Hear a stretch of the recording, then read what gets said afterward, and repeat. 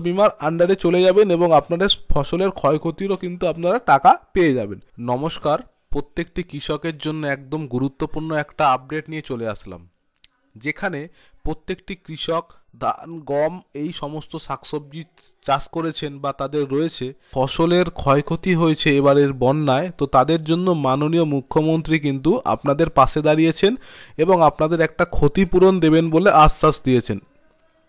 তো আজকে আমি তোমাদেরকে কিভাবে কি ফর্ম ফিল আপ করতে লাগবে এবং এই সমস্ত তথ্য নিয়ে কিন্তু ভিডিওটা বানাতে চলেছি, এবং তোমরা ভিডিওটা প্রথম থেকে শেষ অবধি দেখো।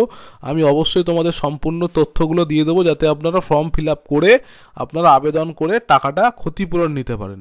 আর এই প্রথমেই বলে দিই, এই ফর্মটা কিন্তু এই ভিডিওর ডেসক্রিপশানের মধ্যেই রয়েছে।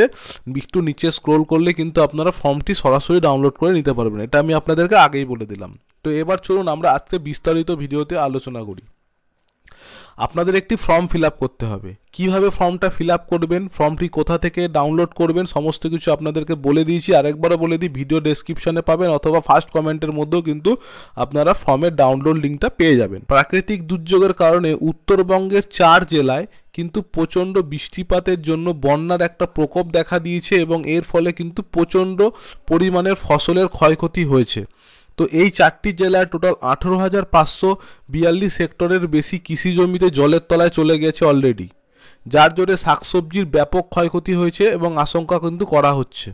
তবে জল পুরোপুরি যেহেতু নেমে যায়নি, তাই পুরো চাষের ক্ষয়ক্ষতি সম্পর্কে এখনও কিন্তু বলা সম্ভব হচ্ছে না। তবে ভুট্টা চাষের ক্ষয়ক্ষতি নিয়ে সেদিকেও কিন্তু নজর রাখা হয়েছে। তো সবথেকে বেশি কৃষি জমিতে যে জল ঢুকেছে সেটা হচ্ছে জলপাইগুড়ি জেলায়। প্রাথমিক রিপোর্ট অনুযায়ী এই জেলায় প্রায় 13,953 হেক্টর জমিতে কিন্তু জল ঢুকে গেছে। আর আলিপুরদুয়ারে ঢুকেছে 3,495 হেক্টর জমিতে কিন্তু জল ঢুকে গেছে, এবং দার্জিলিংয়ে প্রায় 22 হেক্টর জলমগ্ন অবস্থায় কিন্তু রয়েছে। তো কৃষকদের এই ক্ষয়ক্ষতির হাত থেকে বাঁচার জন্য একটু সাহায্য করেছেন কিন্তু মমতা বন্দ্যোপাধ্যায়। তো সেখানে আপনাদের কি করতে লাগবে সেটা নিয়ে এখন বিস্তারিত আলোচনা করছি। সেখানে হচ্ছে আপনাদের প্রথমে যেটা করতে হবে সেটা হচ্ছে বাংলা শস্য বীমায় নাম কিন্তু নথিভুক্ত করতে হবে। যাদের নথিভুক্ত করা আছে তাদের জন্য খুবই সুখবর, আর যারা করেননি তারা অবশ্যই ফর্মটি ডাউনলোড করে ফিল আপ করে আপনার নিকটবর্তী কৃষি দপ্তরে গিয়ে জমা দিয়ে আপনার শস্যর বীমা কিন্তু করিয়ে নিন। উত্তরবঙ্গের জেলাগুলিতে সোমবার থেকে কিন্তু এর কাজ শুরু হয়ে যাবে। বিশেষ একটা ক্যাম্প তৈরি করা হয়েছে, যেখানে আপনারা এই ফর্ম জমা দিতে পারবেন। দপ্তরের আধিকারিকরাও, কর্মীরাও কিন্তু প্রায় গ্রামে গিয়ে গিয়ে চাষিদের সাথে কথা বলে তাদের ক্ষয়ক্ষতির পরিমাণ জানার চেষ্টা করছেন। এই ফর্মটি ফিল আপ করতে হলে বাংলা শস্য বীমা বিএসবি রবি 2024 এবং 25 মৌসুমের যে ফর্মটা সেটা কিন্তু ডাউনলোড করতে হবে। সেই ফর্মের লিঙ্ক কিন্তু আমি ভিডিও ডেসক্রিপশানে দিয়ে দিয়েছি, আপনারা সহজেই ডাউনলোড করে নিতে পারবেন।